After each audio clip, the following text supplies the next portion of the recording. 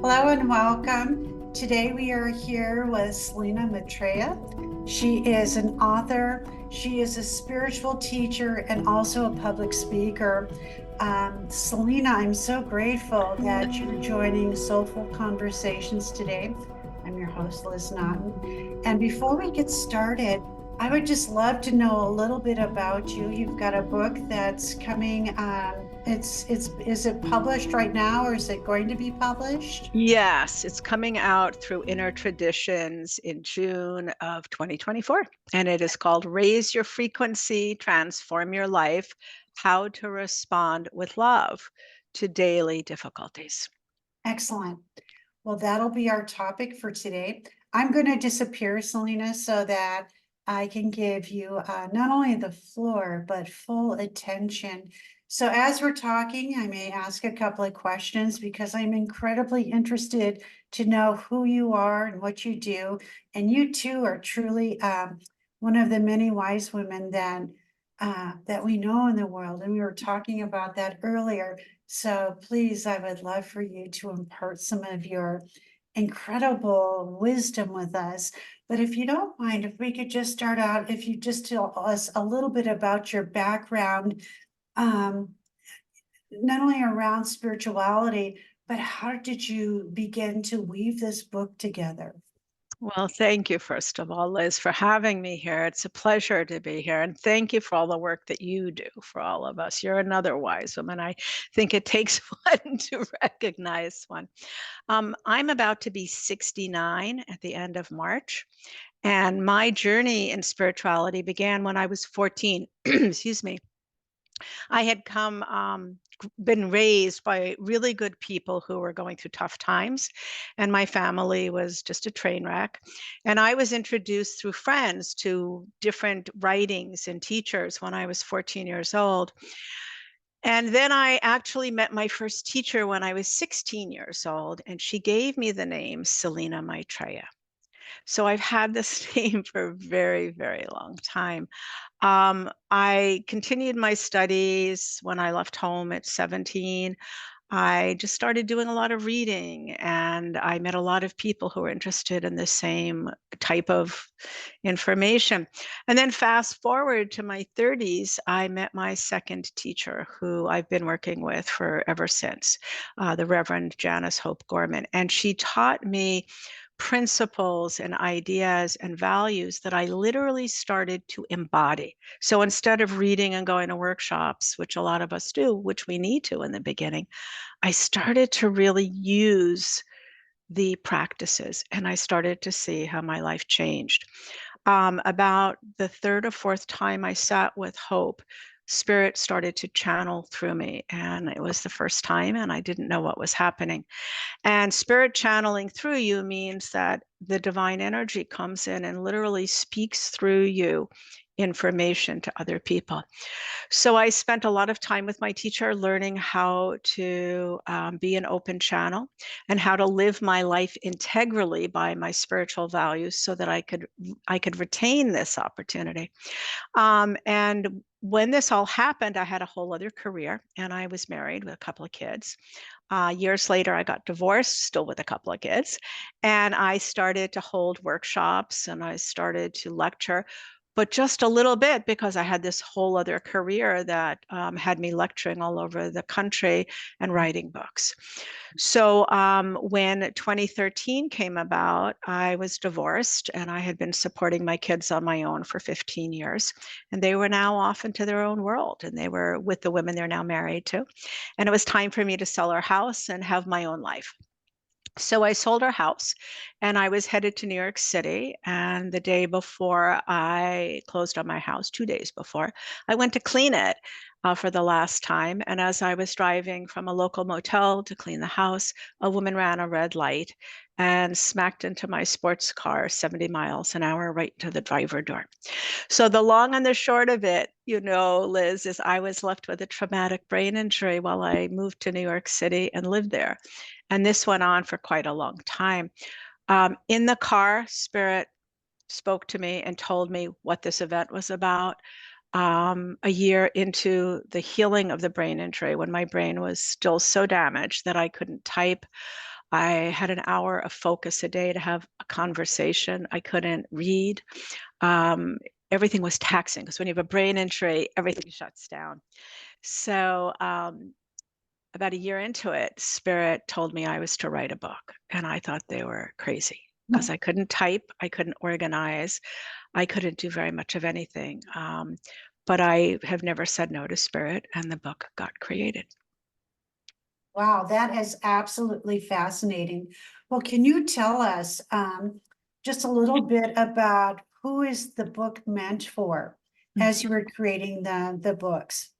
Yeah, well, the book teaches us the purpose of the book is to move us from being egoically, which means based in fear and egoically centered, and emotionally and intellectually driven, to being intuitively guided. And that is an energetic shift. And that happens over a lot of effort and a lot of time. So that's the purpose of the book. Purpose of the book is to help us utilize every irritation in life, every difficulty, as well as major trauma, as the very tool to make the shift into being guided by our intuitive, our highest knowing, our soul level, all the same thing. So the book is meant for anybody who is deeply on a spiritual path, or someone who is just seeking, somebody who realizes that there's more in life than just the third dimensional reality, and there's more that people who have had intuitive hits or a knowing of some sort, but have never really dived deeply into how to be guided by that highest wisdom of who they are. Oh, that's fascinating. Um, and so I'm trying to articulate and assimilate all of that. So do people actually contact you for the purpose of being mentored? Yes, I've been a teacher for over 20 years. I have one-on-one students, people who come to me, and many of them, most of my students are, not all of them, but most of them are leaders. They're other spiritual teachers, they're healers, I have therapists who I work with, CEOs, CFOs, high-level entrepreneurs, people who are just starting out small businesses. But what they all have in common is they all have a desire to make sure they are leading their life authentically. And that's a buzzword these days. And buzzwords come about because they have meaning in our society. And the meaning of authenticity for me means that we are living the purpose we came here for, and we're doing it with the highest integrity we can, which means that we are not just speaking the words of our spiritual values, but we're living them in our daily life. And that's what the book teaches us how to do, how to recognize where we're out of alignment with what we say we believe around kindness and patience and understanding and tolerance, and how we're actually being, and then provides practices for us to shift. That is fantastic. Can you give us an example of a protocol that you would use that would bring someone more into alignment with their values? And bring them into alignment with their values. Well, So for that, example, if I was a leader yeah. or even a small business Mm-hmm. person, let's say that I wanted to be able to spend at least 4 hours a day in serving my community. Mm-hmm. But I find that I am completely involved in something different, like the bogged down in the technology, or I can't get out because I'm still managing my family, or something along, just normal everyday living that we get caught in. Yeah, So how would you start to bring someone? What would be some of the protocols yeah, to help them start to get in alignment with what yeah. it is they really want to do? Understand the question. I think the difficulty I have is that there's not a specific process for everybody. What the process is here to work with students and to help them to determine where they're out of alignment is the actual spiritual teaching itself, where I go into state and spirit speaks through me to the other person, to the student, and we discover where it is in that teaching, it becomes really clear what's stopping them from actually in the third dimensional world, putting their attention on that which they desire rather than getting distracted. In other words, when you get distracted from something, distraction is a manifestation, Liz, of fear, just like procrastination. And most people don't think about that. They don't realize that procrastination is fear-based, but it is. Distraction is fear-based. Now, yes, there are people like myself. When I was a kid, we didn't have, because I'm kind of old at 69, we didn't have the phrase ADD, but I would have classically been diagnosed that when I was a kid. So that kind of distraction certainly is chemical, but even with ADD and ADHD and clinical anxiety and depression, we can still work energetically. So, and because a lot of other things are fear-based. So distraction, procrastination, it's fear-based. So what we do in the teaching is we discover what the fear is that's lying beneath that we can then in future teachings work with, because there are places that in our daily life where we act out that fear that is behind the procrastination or the distraction. So we determine in the first teaching what we're working with, and then we work and see where in other places in their life it's showing up, and then we provide practices for that person so that they can build their awareness, because awareness is the first step. If we're aware of where we're out of alignment, we need to know that before we can shift it. So the first step is always awareness. Second step is noticing where in your life that shows up. And then third is actually taking the steps to shift in the moment the energy where you are. So we then provide them with practices. So I guess that would be the protocol, right? Yeah, Okay, yeah.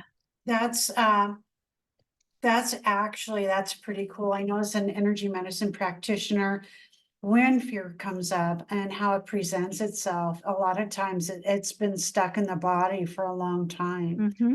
So there are associated emotions that also go along with that fear that gets uncovered. Can So I share something about that with you? please do, yes. So years ago, I read, and I wish I could remember who said this or where it was, but it's been repeated in different ways throughout science, that the brain doesn't create anew.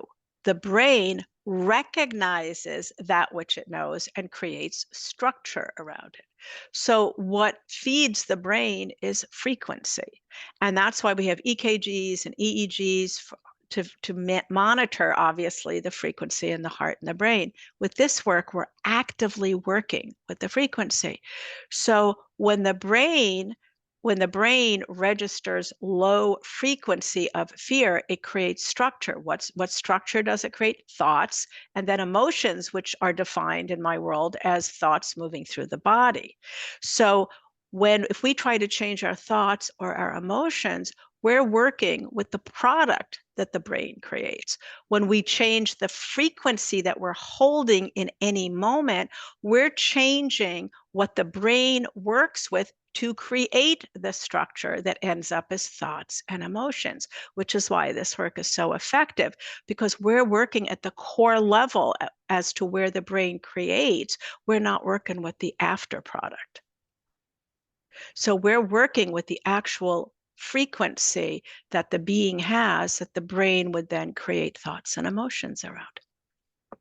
That's really interesting. So if you are, for example, if you're a leader of an organization, how would that play out?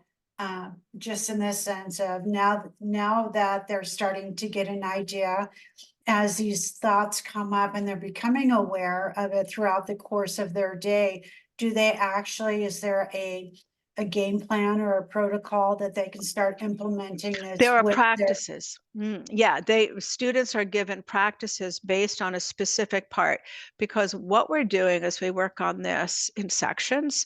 I mean, they don't look like sections, but we right? work on this in steps, because we're conditioned when we come into bodies, where we're not aware of anything. We're new. We're an energy in form. We're love that came into a body. We're a soul that came into a body, and the body has experiences. We all have different experiences, but society in the third dimensional world has rules and regulations and ways that we're taught. So by the time people come to the concept of increasing their consciousness, they're either in their teenage years, they're in their young adult years, and most people, however, don't come to this work till they're in their 40s or 50s, because they're working in the third dimensional world, getting everything going, taking care of business, and then finally they come to a place where something's not right, or everything's right, but I'm still not feeling it. I'm still not feeling whole. There's something missing, or they have health problems or financial problems, and it brings them to consciousness. So when people come, we're looking to release the conditioning as well as to create new energy to replace the conditioning. We replace the low frequency of the conditioning with the high frequency of the divine wisdom within that we activate in the daily life. So going back to your earlier question and protocol, once we are able to determine what's holding a person back, what fear they're holding, we can see where it is in their life. Where does it show up? What relationships, what situations, what thoughts, what worries? And then we provide them with practices that they use in their daily life when that appears. So it's a process of becoming aware of when the fear is in place and having a practice to shift the energy. And each time you become aware and each time you choose to use that awareness to shift your frequency, which is a very real thing. And it's hard for people, if this is new for you listening about shifting frequency, it honestly becomes as easy as brushing teeth after a while. It truly does. But you use a practice to shift your frequency. You can actually feel it happening, and then you just go on with your day. But because we're conditioned, it takes a lot of practice to undo where what we've done and what we've believed, and not just believed in our thinking, but in our body, what we've been embodying for years, and then to replace that. So I totally agree with that too, Selena. What I know just about, well, my own journey too, when I hit 50, it was like, I better figure some of these things out. And Yeah. that's when I really started to train as a healer in earnest. But I also understood that I needed to start incorporating a different type of love Mm, into my life. And I think just from what we've been talking about, how important it is to infuse love in everything that we do. And also with the younger women that's coming along. And I think the younger generations are really hungry for what we have to offer, just in the way of, you don't have to wait until you're in your 50s or 60s to become a wise woman. nope. You can start learning about this now. And the interesting thing that I see is the resistance to letting go of being loyal to the things that we have been taught as, not only as women, but I think just culturally.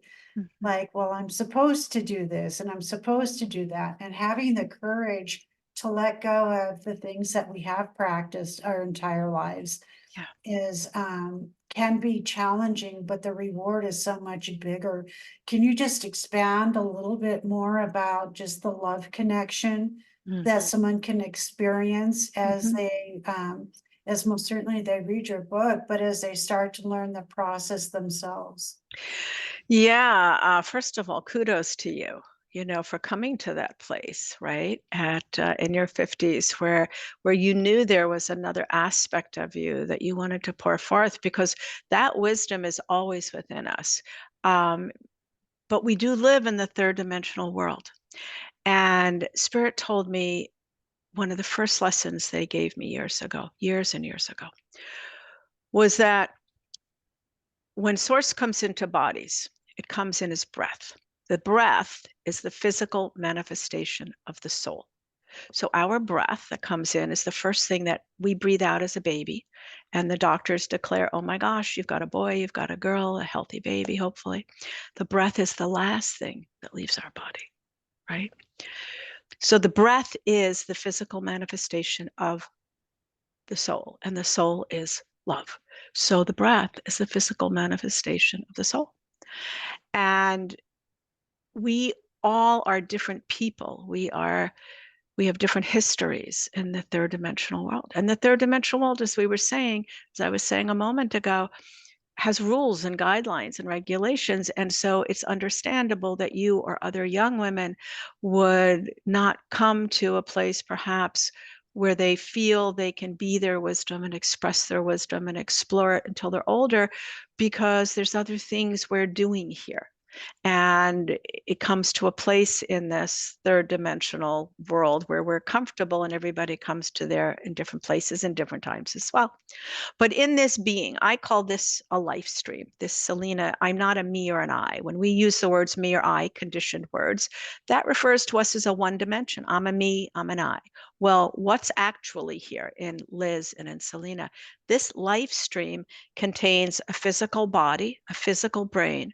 I also contain an emotional body, which is energetic. I also contain an egoic field, which is my pain body, my fear, my ego. I also have an intellectual body, which is the energy that does the thinking and the speaking. The ego is what we call the low frequency, but there's also high frequency within me, the soul level that we were just talking about. Now, that's the life stream. So we are multidimensional. And as we start to accept ourselves as multidimensional, we realize that each of us has all of these elements and they play out in different ways. And they're all different from one another. But the one piece that's not different within us is the soul level, because that's love. Mm. Breath, physical manifestation of the soul that we breathe in and out, we all breathe. That is the one element we all share. And that element of love, the soul level, is the energy of what we call oneness, because that is the name. Some people say God, Buddha, Yahweh. I call the divine or oneness. And that energy is the energy of love that we all have within us. That is the commonality. So I used to think years ago, Lizz, when I'd sit with my boys who I treasure when they were little, still treasure them. And I'd look into their eyes and I would just feel this incredible love. I used to think, oh my God, I love Sammy or I love Jakey. And I do. But I love their personalities. I love, their humanity. But what I was connecting to was their divinity. The oneness in me saw and connected to the oneness in them. And it's the same thing with our lovers. It's the same thing with our dear friends. It's the same thing when you walk through an airport, and this happens to me constantly, and you catch somebody's eye as they catch yours and you smile. That's oneness, seeing oneness. And that oneness is what we access in this work. In the third dimensional world, we're trained to access low frequency. Somebody cuts you off on the road. You don't think, God bless you, keep moving. You go, fuck you, pardon my French. You say, oh my God, they cut me off, and you scream and call them all kinds of names. That's how people, even people on a path, do the finger. Even people on a path scream and get upset. And even people on a path are responding from low frequency because that's what we're conditioned to do. In this work, whenever we experience low frequency via our awareness that we develop, we immediately use a protocol to transform into higher frequency. What that means is we're no longer engaging the low frequency of fear. We're moving into the high frequency of love that is in us all the time. We're calling it, we're activating it, and we're actualizing it in our body with the practice. That's what the practice does. So basically, what we're doing is we're moving from this low frequency to high frequency continually through the day. And eventually, the situations like being put on hold forever, or people cutting us off on the road, or our partners not being receptive, or the healthcare issues or money issues we have, simply stop affecting us in a negative way over time, because we have made them less important. And how does that happen? Because we've engaged the high frequency within us. In this physical world, you can't go upstairs and down at the same time. Impossible. And you also can't be in low frequency and high frequency at the same time. So we use low frequency as an alert system to remind us we're out of alignment. We put in a protocol, a practice to shift our energy, and then the low frequency is left behind because we've engaged the high frequency. And as soon as we've engaged that, low frequency has no place to land. So sorry for my little F-bomb, and hope that wasn't too much to share with you there. No, you're, you're fine. I think it happens to all of us on occasion. I always like to save that word for my husband in very special occasions to let him know, okay, dude, you just crossed the line. So he, like little boys, then he gets back into, his own alignment, which is kind of endearing. But don't tell him that I said that. Not You at know, all. when you were talking, Selena, and you were talking about the different consciousness Mhm. that we connect with throughout the course of the day, Mm, what was going through my mind was, in the Eden method, we have like the etheric bands and all the different bands that is in our biofield. And based on energetically, based on which field may not be resonating the way it's supposed to, we can clear and rebalance that. mm, That's exactly what I was thinking of when either my thought field is I've gone back into, like a traumatic experience that I had as a teenager, and all of a sudden I have that cringing feeling again, and how it mhm, reverberates in, most certainly in the, etheric field, and how we can regulate that and change it through frequency. So mhm, you kind of, as you were describing, it kind of gave me a visual of, how I can better serve my clients, just understanding one more time how, when we think, how we feel, the way we act, mhm. and how we respond to our, not only our environment, to ourselves, Yeah. where we are in alignment, which is ideal, but what we can do to get back into alignment. Yeah, and it's and exactly. I think you've nailed it there, and I it sounds like your work is very much in alignment with what we're talking about. And thank you for the good work you do. What I love about this is um, the simplicity of the work. It's not easy to do in the beginning, just like anything else in the physical world. If we want to run a marathon, we don't start by showing up in Boston in April at the Boston Marathon. You start out by doing running in your neighborhood, then maybe you'll do a quarter marathon, then maybe you do a whatever. I'm not a runner, obviously, or I'd be able to name all the little marathons that go up to it. But then, so you train, right? So what this is it's an entrainment, but the beauty of it is people take the teaching and will work for 2 weeks with it and see how it's going and where it shows up. And when they come back to their next teaching, they report what they've done and what they've seen and how it's going. And based on that, they're given their next step. So they're using this moment to moment in their daily life. And we all know that life gives us lots of opportunities for chaos to land. So I love the fact that we get to use our daily life as the platform for change. That's exactly right. And change is like the most resisted thing on earth. It's like, oh no, really, I want to be different. And then I take away, salt, for example, and it's like I can barely like get food down my gullet just because I'm so used to it. Yeah. So what I do know about change is it does not come into my consciousness until I'm actually ready for it. And that is such a great truth. And what I love about consciousness and shifting of consciousness is I always compare it to building a muscle. Mhm. And when I want to build my biceps, which I definitely want to do, I have free weights, and if they sit on the floor over there, Liz, nothing happens, right? But if I pick them up and I do 3 reps 4 times a week, it nothing seems to happen in the first couple of weeks, but I keep doing it. over time, maybe a month or so, I start to see the development.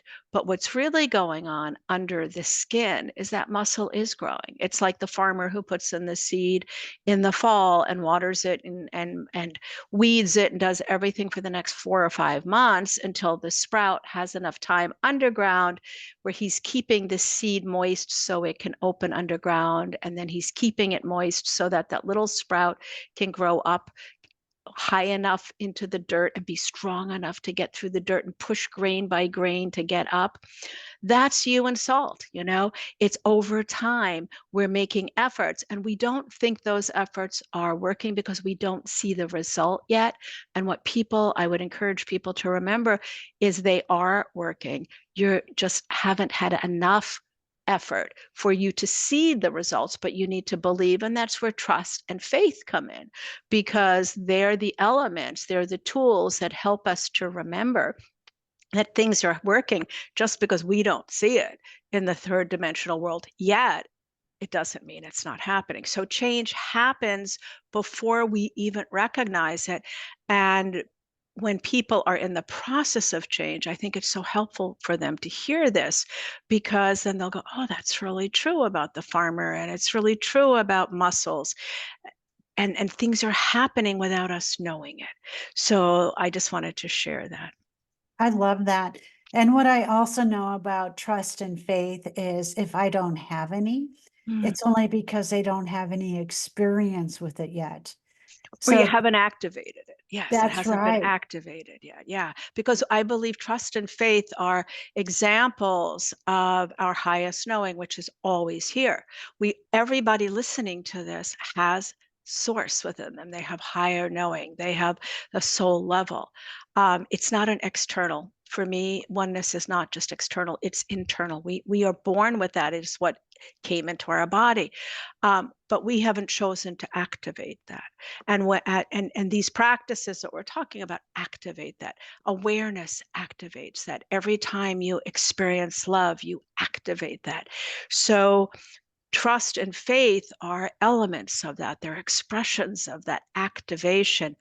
um, and you know, I remember years ago, my teacher told me that um, it was important to remember that time is an element of the third dimensional world, right? That really we just created time as an opportunity to help society to move along, that it's a man-made concept.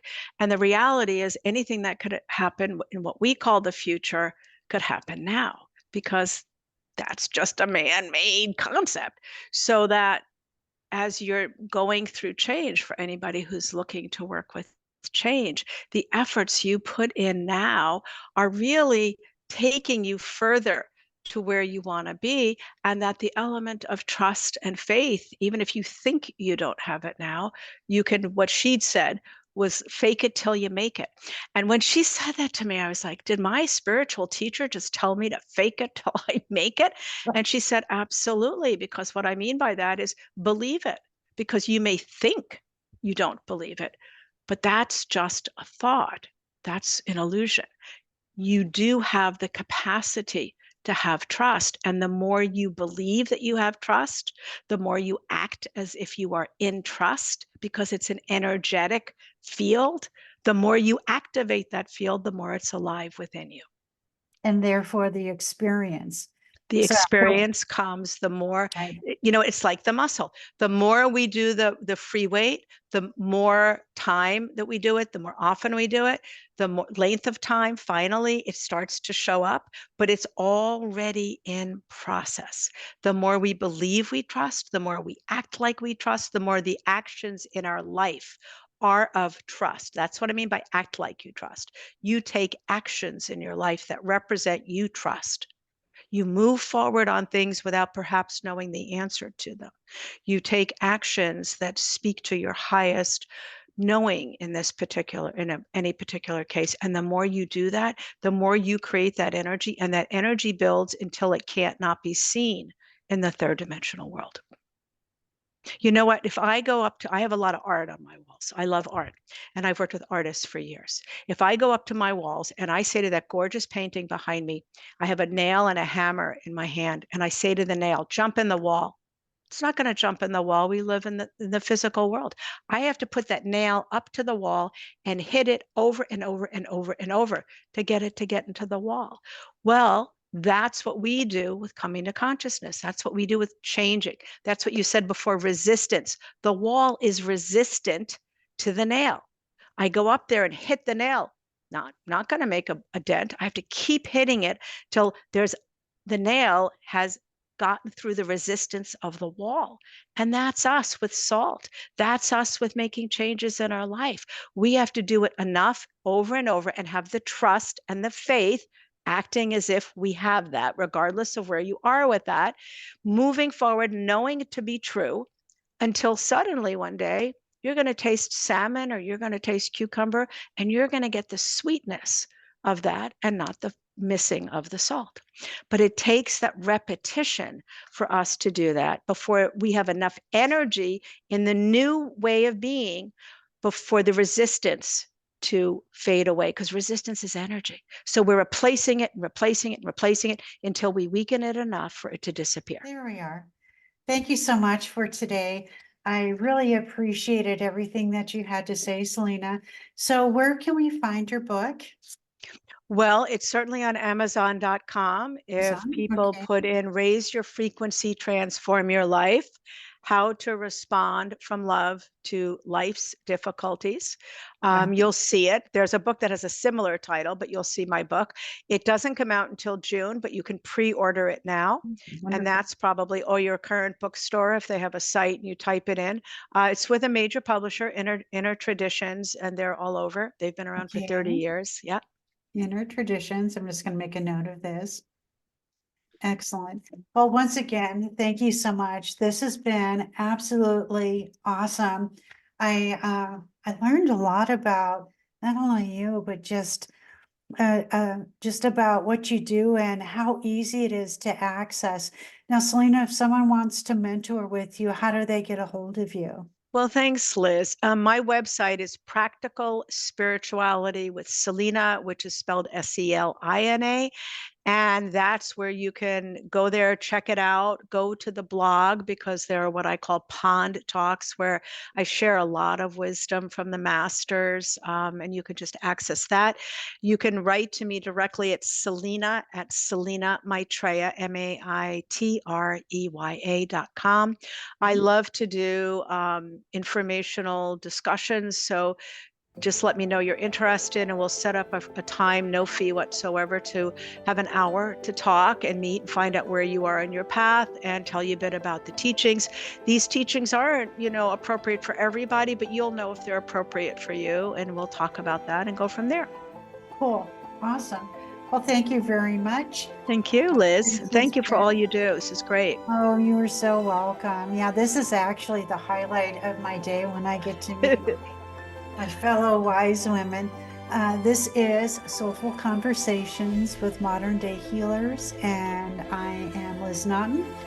Until we meet again, please know that you are loved, and namaste.